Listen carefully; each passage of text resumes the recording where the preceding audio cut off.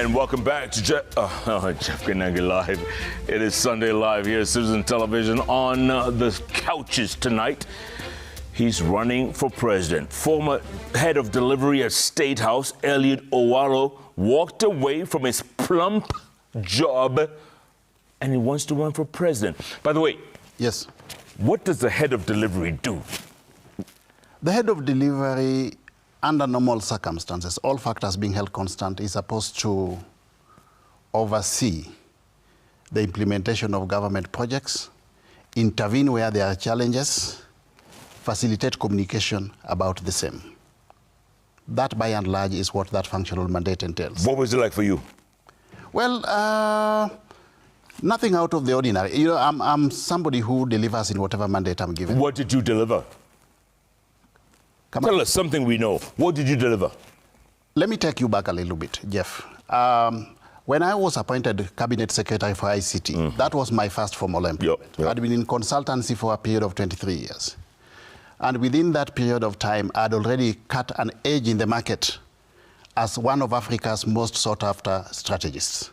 So I'd already, based on performance, gotten a competitive edge in that space. When I joined the public sector CSICT, I found a more or less moribund ministry, and I elevated it to the center of everything in government at that point in time. I embarked on rolling out of the fiber to those parts of Kenya that hitherto had not been connected, setting up digital hubs, establishing Wi-Fi hotspots, just to mention but a few. Digitalization of government services. When I joined the government, we only had 350 services on the digital platform. By the time I left that ministry, we had already digitalized over 20,000 government services, which actually eliminated the physical interaction between Kenyans, members of the public, and public officers. And that is one of the ways through which we elevate corruption. Now, when I was appointed the Deputy Chief of Staff, first of all, I was responsible for performance and delivery management. Again, I found a performance management framework that was virtually dead. I re-engineered it. I brought back to life performance appraisal, performance contracting. And it was at the center of performance in government, delivery of government programs and projects. Individuals were now being held accountable by way of results, as opposed to just going to the office day in, day out and waiting for salary at the end of the month.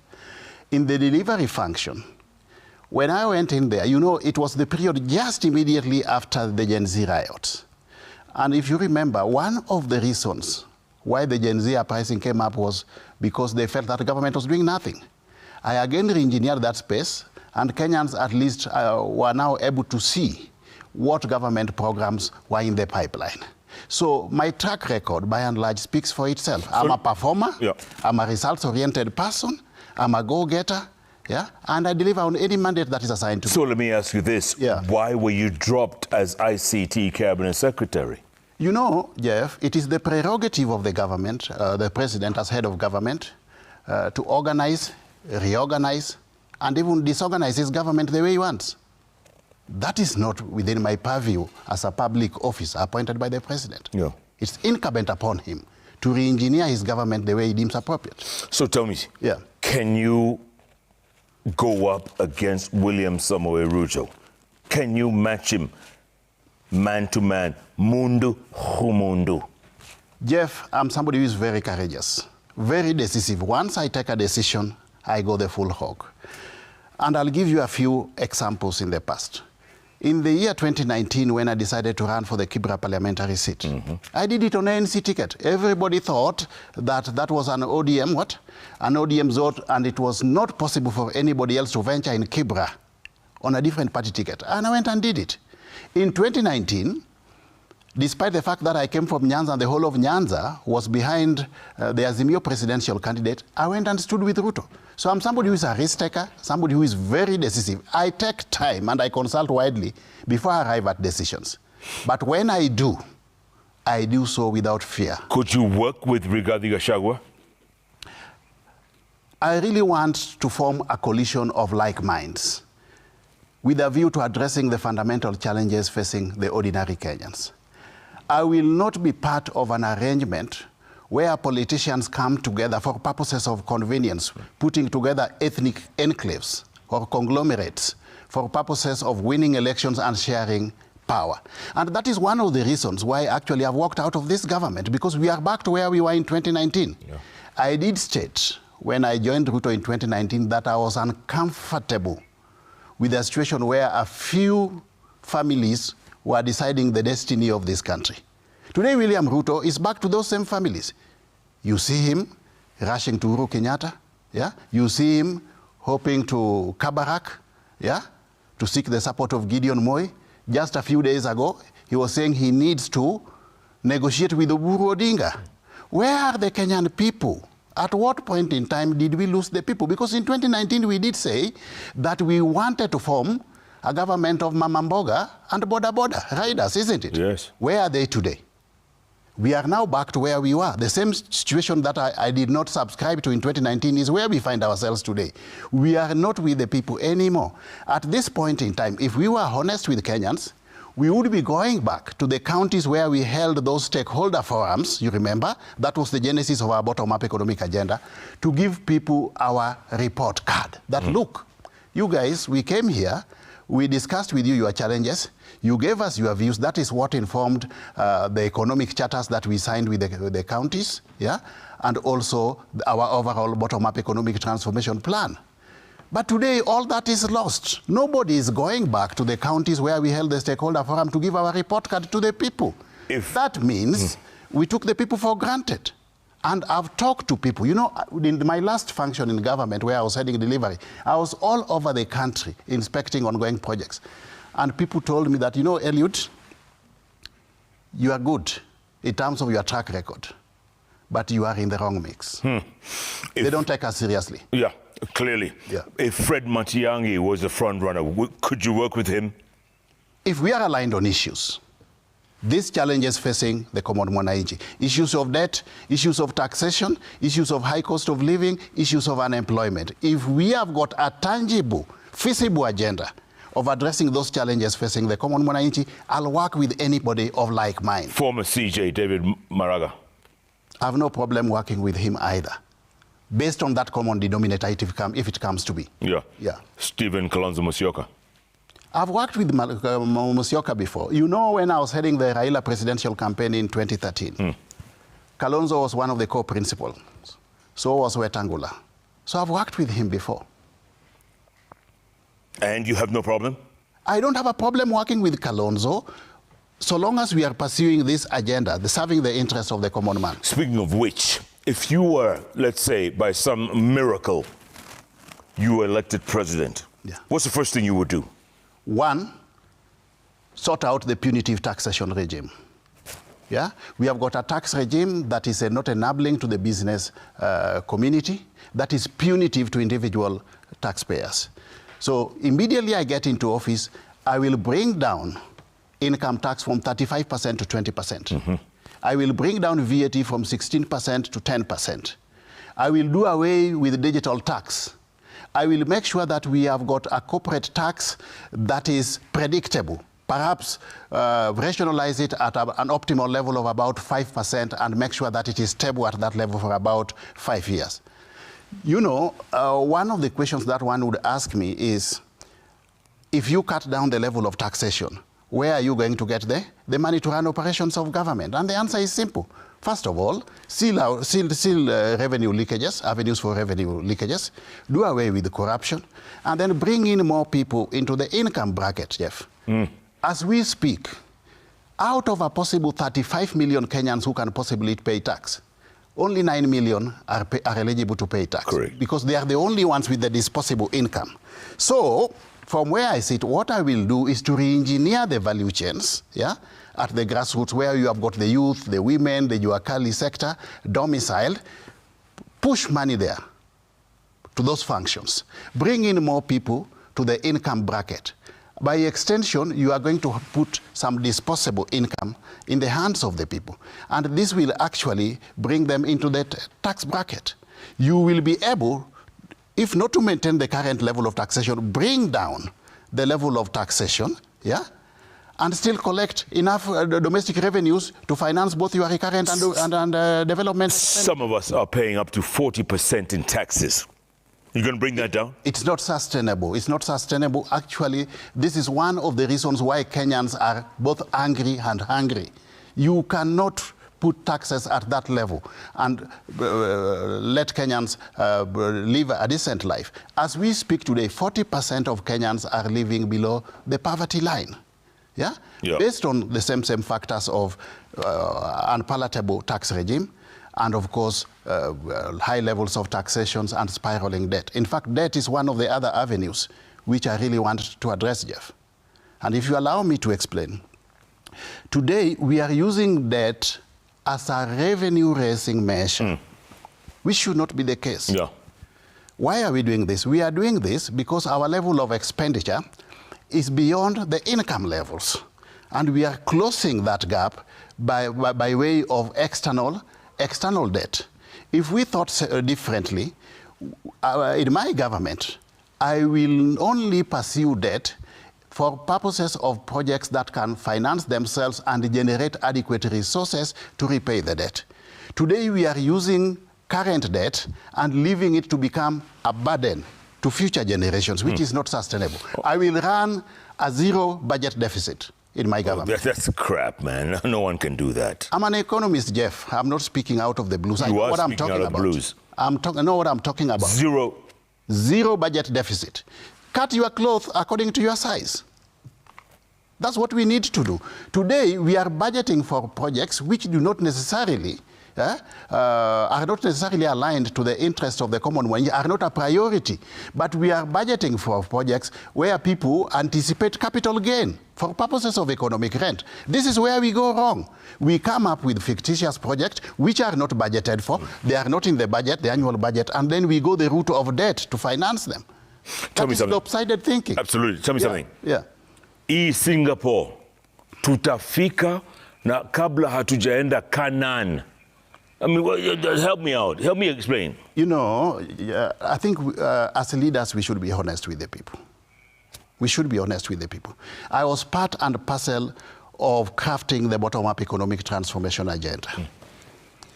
And we had got 5 thematic areas that we were pursuing with relevant interventions in each and every one of those key result areas. What we needed to do at this point in time is to get back to the people. More so the Mama Mboga and the border riders who are at the center of that campaign, and tell them that, look, this is what we planned to do. This is what we have achieved at this point in time. Yeah? This is where the gaps are. And you know, you own up where you planned something and you have not achieved it. There's nothing wrong with going back to the people and telling them that, look, we faced such and such challenges and we have not yet met the targets as was envisioned. That is leadership. You own up and you become accountable for purposes of results. But you don't abandon a vision midstream and then leap into another vision. Yesterday, I was in Western Kenya, in Butere specifically, and I asked the people, are you going to Singapore? And they told me, how do we go to Singapore without money in the pocket and without food on the table? Their priority is money in the pocket and food on the table. So personally, I don't subscribe to that school of thought, that you come up with a more ambitious vision, yeah, and abandon an initial vision before you go the full duration of the activity period. So Singapore is a pipe dream? No, it's a pipe dream, if you ask me. It's a pipe dream. Let's not take Kenyans for granted. And you know, by the way, what politicians need to do is that Kenyans are now more intelligent than they can imagine. They'll know when you are taking them for a ride. Yeah. Tell me something. You worked with both Raila and Ruto, and you left them. Yes. What does that say about you? I'm principled. I'm principled. You know, I always have a very professional relationship with the principals I work with. How I came into the political space, by the way, for your information, is that I'd just been engaged as a consultant to design the strategic plan for the office of the Prime Minister. After that, Raila reached out to me, based on what he had seen in me in terms of skills, competencies, and capabilities, to bring some value into his presidential campaign by virtue of heading the presidential campaign and also being his campaign manager. That's how I came on board in the political arena in the year 2012, 2013. We had a very professional relationship. But one of the conditions I gave him at that point in time was that I was going to work for him, but I was not going to work for people around him. Usually, and if I'm working with any principal, I must have direct access so that I'm able to prosecute effectively the functional mandate that have been assigned to. So I worked very well with Raila, and to date, I owe him a great debt of gratitude for having given me that opportunity. The misunderstandings that were there between me and him had nothing to do with my being head of the presidential campaign, but events much later when it came to issues Kibra politics. I wanted to run for the Kibra parliamentary seat. I ventured into that space with his tacit approval, but later on, he appeared to have changed his mind and preferred a different candidate. And that was the parting shot. And I went and had a sitting with him, and I told him that, look, I cannot take this, and I'm walking away. But I told him that. Yeah. What did he say? Well... were you angry first? Were you disappointed? No, of course I was disappointed because I felt that that was an element of deceit, political deceit. You see, career politicians find it very easy to tell lies and get away with it. I find it strange, Jeff, that you will tell me something in the morning and by afternoon you have changed your position and you find that you can't account for that monument of inconsistency and contradiction. I find that very strange. I'll stomach it for a while, but if it gets to a point where I cannot stomach it anymore, I'll tell you, please, let me take my leave. Yeah, that's what happened. But despite all that, we maintained a very cordial relationship. We differed based on circumstantial positions, but it was not personal enmity. And we actually maintained a very cordial relationship. At no point in time did I ever attack him in public. At no point in time did he ever attack me in public. We maintained a friendly relationship. And you remember later on in his later days, I was his deputy patron at Gor Mahia. We worked very closely, even at that point in time. What about President Ruto? How do you get involved with him? In the year 2019, I'm the one who went to Ruto and told him that I wanted to work with him. And he asked me the same question that you are asking me today, whether I was Raila's mole. Is that right? Yes, and I told him I'm not Raila's mole. But having analyzed the prevailing political environment, I've decided that I want to work with you in this campaign, because I believe you have got a good agenda, a pro-people agenda.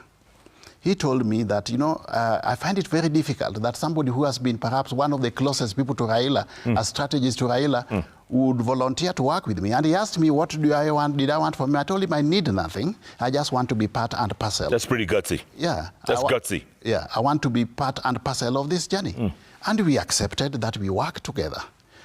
I was an integral cog in that campaign. I worked with him for 3 years, 2019, 2021, up to 2022, until we delivered Ruto to the presidency. That's pretty gutsy, like I said. Yeah. Listen, by the way, you're the same age as the president. You know that? Yeah. You're both 59. Yeah. And so? What's the big deal about that? Can you take him on? There's nothing wrong with that. You see, you have working no money. With somebody. You have no money. You need at least 5 to 10 billion shillings. You don't have that kind of money. Did Ruto have that type of money for the campaign in the last elections, or did Raila have it in the 2013 elections? I've been involved in these 2 elections, and I tell you, none of these presidential candidates ever has that type of money people bandy around. You need money to facilitate logistics in a campaign. And once people buy into a idea, individuals will always chip in. There is no single presidential candidate who finances a presidential candidate using his own resources. Not just here in Kenya, even elsewhere for that matter. It doesn't happen. Yeah. I believe I'm a good product in the political marketplace for purposes of the presidency of the Republic of Kenya. I believe that I've got a track record that many Kenyans would align to and subscribe to.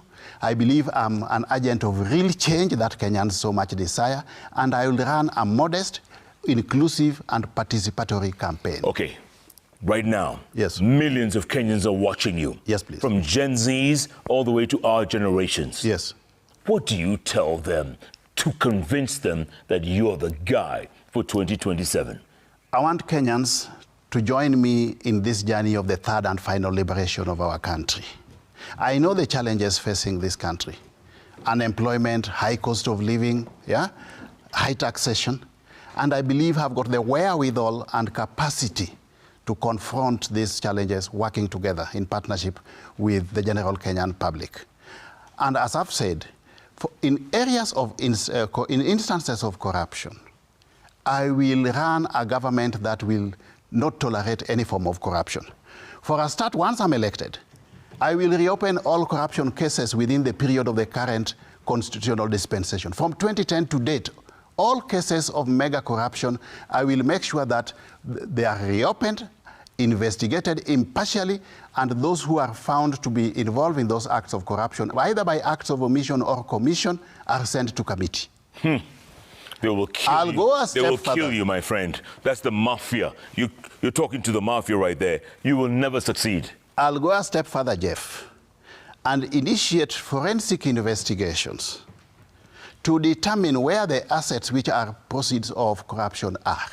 And we will seize those assets, whether they are within the Kenyan borders or beyond, and they will get them to revert to the Kenyan public. Even folks with apartments in Dubai, you'll freeze that? Oh, yes. We will get back those assets. You see, the problem we are facing in Kenya is leadership deficit. We need transformational leadership, decisive leadership. We have got the laws, we have got the regulations, but we are grappling with enforcement. That is the challenge we are facing. You know, one of the things I will do in that space of corruption is to make sure that I digitalize all government operations, end to end, from procurement to implementation of projects to expenditure, end to end, so that we seal out all revenue leakages. For your information, when I was appointed CSICT, government used to collect about a meager 60 million shillings per day by way of domestic revenue.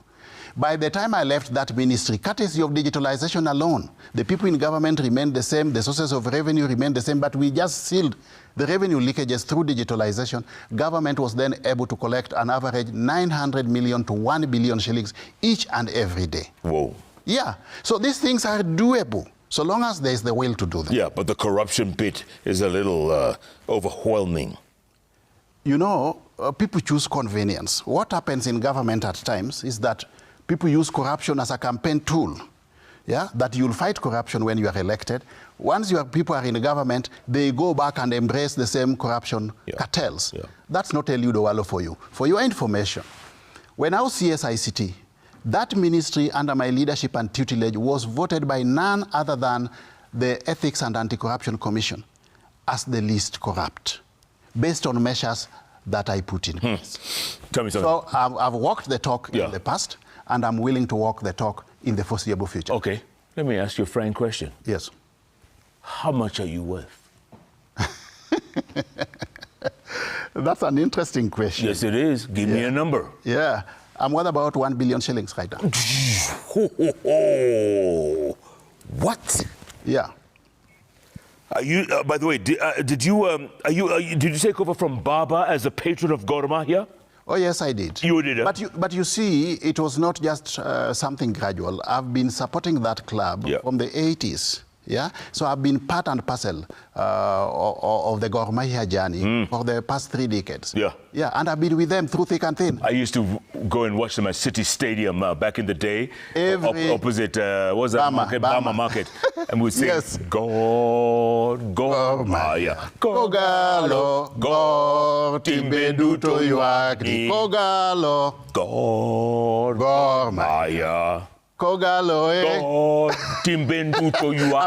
I've been part of that journey, my Jeff. brother. I was there too. Yeah, so I've been a fan of that club for a very, very long time, and I'm part and parcel of them. The bottom line is not really the position I hold. The bottom line is that I'm part and parcel of the club as a fan. The billion-shilling man is on the couch today. Olive, we have some tweets coming in thick and fast, don't we? Lots of them. And there appears to be a bit of a trust deficit. I know you address the Mole question, but it's come up again and again. This is Davies Wambu, who says, ask Eliud Owalo reasons for his resignation. Secondly, if he believes that Ruto should be one term. And lastly, why is he talking as if he's bitter? Is he bitter with Ruto's government, or did he sense sacking coming, then resigned? Why bitter if he left in good faith? I'm not bitter. My resignation is a vote of confidence in myself. I believe that I can do things better. I believe that I'm the real change that Kenya has been looking for. So I'm not bitter with anybody. You know, Ruto appointed me the CS for ICT without me canvassing for it. But you know what? Yeah. You didn't even talk to him after you left, and he hasn't called you. Yeah. So you know he's pissed off. That is up to him, really. It's not really for me to impute an improper motive on his part. It's really up to his judgment. I've made the decision, and I'm not going back on it. Next. All right. This is Ule LD, and they say they have two questions to Eliud Owalo. One, what have been the biggest lessons he has learned from previous years in public service? Who has influenced his leadership journey the most, and why? Mm-hmm. The biggest lesson I've learned in the public service is that there's a lot of resistance to change. And unless you are a leader who is focused on implementing what your plan is, you are bound to fail in implementation of your plans because of resistance to change. So you must come up with strategies for overcoming resistance. We have cartels in government. We have conflicts of interest in government.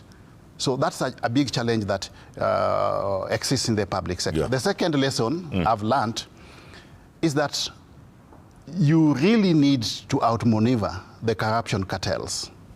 If you don't, then it's a zero-sum game. Who has influenced you the most during your time? The Kenyan people. The Kenyan people.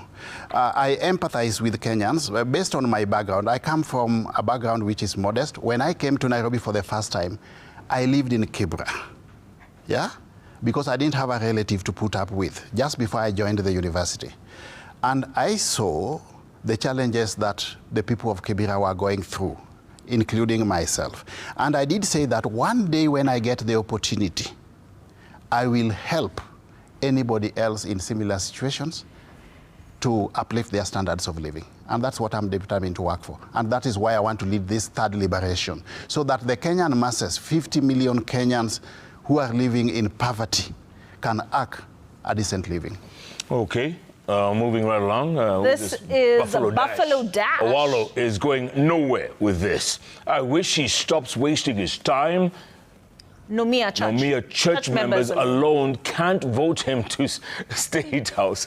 I can bet Owalo cannot even beat the votes of hilarious Mwalimu Abdubadiba, nor the votes of Bangi, quote unquote, man Wajakoya. Owalo 2,000 votes. Guy. My base for purposes of vote is not Nomia Church. Nomia Church, granted, has got 1.5 million members. Wow. But that is not what I'm banking on. I'm running for the presidency of the Republic of Kenya. Many people have asked me the question, where is your support base? My support base is the millions of Kenyans, be they farmers, be they youth, be they women, who are facing the challenges I've talked about. And they have told me that, look, Eliud, you need to come out as an agent of necessity and run for the presidency of the Republic of Kenya. That is my support base. It is not ethnic, it is not religious. But Kenya is an ethnic, it's like a, it's divided into a balkanized country. Jeff, that is the retrogressive politics that we need to change. We cannot continue doing our politics anchored on ethnic enclaves. I don't subscribe to that school of thought. All right, this is Abongo Ken. Eliud Owalo is a great public servant, but over-ambitious. He lacks resources required to run a spirited presidential campaign. He ought to have tried Rarieda MP. What? I've set a target which to me is achievable, attainable, and realistic. I've got a vision to pursue and a mission to accomplish, and I'm going the full hog. Can you do it? I will. Watch this space. If you don't, what do you do with your billion shillings? What if you don't? I did tell you, Jeff, that I'm going to run a highly participatory campaign, will be supported by people of like minds. I want to lead the third liberation movement. I'll just be first among equals. It's not about spending money from my pocket. It's about what I want to do. And believe you me, I don't think that Kenyans will vote for me based on the amount of money that I have. There are people who have lost elections in this country, but yet they had colossal sums of money. This mentality of money is what we should do away with in electoral politics. That is why people steal money from central government, then they go and run for political positions. It is the culture that we need to do away with, and I'm determined to lead from the front in changing that culture. All right, this is Nelson Hagai, and the question is, well, like any other citizen, Owalo has a right to vie for any electoral seat. Is it okay for him to show? It is okay for him to show his interest. My question to him: what is his main agenda for Kenyans? I heard you talk about. Sorry, if I can add to this question. Yes. I heard you say income tax unaweza utapunguza 20%, na VAT. Chini pia 10%. Yes. Okay. So I've talked about digital tax, doing away with the digital tax. I've talked about maintaining a stable corporate tax at 5% for a period of about 5 years. But I also want to target education and health as matters of priority. Under my regime, I'll ensure that we have free primary education. Oh, come on. And I'll ensure... Listen, every politician says free primary, and it ends up to be BS. There's no such thing as free primary education. Listen to me, Jeff. Kibaki did it. Why can't we do it? Where did Kibaki get the money from? It's just a question of sealing the revenue leakages and looking for more avenues of generating domestic revenue. As simple as that. And I'll also ensure that we have free secondary education and free medical care in public hospitals. Well, we have SHA. SHA has challenges, Jeff. SHA has challenges.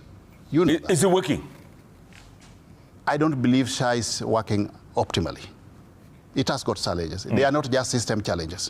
Yeah. All right, this is Faya Paul. Jeff, there's always that portion of voters who will say, no, will not vote for Ruto, especially in ODM. Owalo targets these. Then just near elections, he will shift to Ruto's side and demand that his followers follow suit. Michezo ya hii town tunaijua. It is illogical, incoherent, and in fact incorrigible to imagine that I'll walk out of the upper echelons of one government to go and work with that government from outside. It just doesn't make sense. Why would I walk out of Ruto's government and then go out and work with him from outside? Because you're a mole. There's nothing could be further from the truth. And in the fullness of time, Jeff, I believe I'll be vindicated. And we will be back here, yeah, towards the end of 2027, and we can have that discussion. Absolutely. Yeah. I'll be here. Yeah. I don't know about you. Yeah. All right, this is Chief Kuku. All these ideas he has, did he share them with the president? I've done that. I always speak my mind. Yeah, candidly. I'm very candid with anybody I work with. I'll always speak my mind and tell them what I feel needs to be done. But you know, if I am your advisor, I'll give you the advice, but it's incumbent upon you to take the advice or not. That now does not fall within my purview. Yeah. I shall have, my work starts and stops at advisory, not implementation of the advice. And they say he's a major micromanager. He didn't micromanage me. By the way, I'm not one person who can be micromanaged. I'm very independent-minded. Yeah, with $1 billion shillings, yeah. This is Muthiani Wycliffe. Owalo suddenly finding his voice after leaving government is not bravery. He says it is hypocrisy. He sat at the table, enjoyed the power, and stayed silent. Now he wants to rewrite history and play the whistleblower. Kenyans, this is Muthiani, says, are not that naive. You see? I don't need a seat at the table. I want the full table. So that I can sort out the challenges facing Kenyans. This time round, I want to lead from the front. I want to be at the head of the pack. If you're not at the table, you might be the meal. Yes, and I'm not ready to be the meal. Just the same way, I don't want Kenyans to be the meal on the table. I want to work with them. This can only happen if we have the whole table at our disposal. Okay. Mike, active archivist, says, Yeah. As someone who's gone through business re-engineering, I fully support Dr. Owalo's efforts to re-engineer government services. This move is likely to speed up service delivery and potentially curb corruption in government. All right, let's take the next one. I agree with him fully and exclusively. Okay. Yeah. All right. This is Ochuka Ochieng. Owalo is wallowing in miasma of political deceit. I respect him as a visionary leader, but I think he could make a good governor in Siaya than go for this unrealistic ambition. Listen to people. I've set a realistic target. You know, I think most Kenyans are still stuck to the retrogressive politics where people believe that you need to have colossal sums of money, you need to put tribes behind you before you aspire for political position. That is the paradigm that we need to shift. Listen, here's one more. Azontek says, I think we should believe in Owalo. Let's give him a chance. I have a track record, Jeff. I've delivered in all positions I've held, whether it is in the private sector or in the public sector. I understand the operations of government. By the way, for your information, when I was in the private sector, I designed the strategic plans for most of these government ministries and parastatals, over 100 of them in this country. So I understand the operations of government. When I talk about these things I want to do, I know they are doable. I've been in that space, and I know where we have gone wrong. In our lifetime? Oh, yes. In this current dispensation. You think you can do it? It's doable. You think you can do it? So long as we have transformational leadership. All these things, you know, we have all had all these plans before, Jeff. But they have to be anchored. It's incumbent upon leadership, the type of leadership that you have in place. You may have these good plans, but if you don't have the right leadership, and if you don't create an enabling environment for people to deliver, you will not be able to achieve your goals. Can we get to Singapore in our lifetime? My preoccupation is to put money in the pockets of Kenyans and food on the table. Everything else to me is an illusion. Eliud Owalo, you're going to announce your party later this month, right? Oh, yes. And we'll be back here to discuss subsequent to that. Appreciate that. Good luck. Thank you, Jeff. Good luck. Well done. Thank you. Oh, by the way, do you have someone in mind for running mate? Because, you know, I'm open now. I could, we'll cross that bridge when we get there. Oh, okay. We'll cross that bridge when we get there, depending on the prevailing circumstances. That bridge could be very long. But I'll go for a running mate who is equally an agent of real change. Younger? Of course. Gen Z? Not necessarily. You know, you may be young in the mind, but old in the... You may be young by age, but old in the mind. I want somebody who is young in the mind and somebody who is transformational in thinking. A real agent of change. Good luck, Female? Time to take a break. Again? Female? Why not? So long as the female subscribes to this, those parameters. All right. But not necessary. Okay. Yes.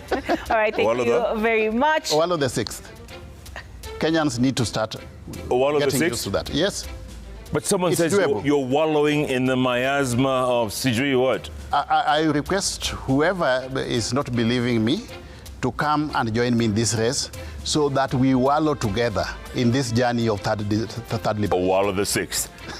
We'll take a break, come back. We got sports next, don't we? Yes. Okay. Emmanuel Dungu will be up next. Yeah. Keep tweeting at Koinange Jeff. At Obarus, at Citizen TV, Kenya. Hashtag is Sunday Live. Sunday Live takes a break. We'll be back in a moment.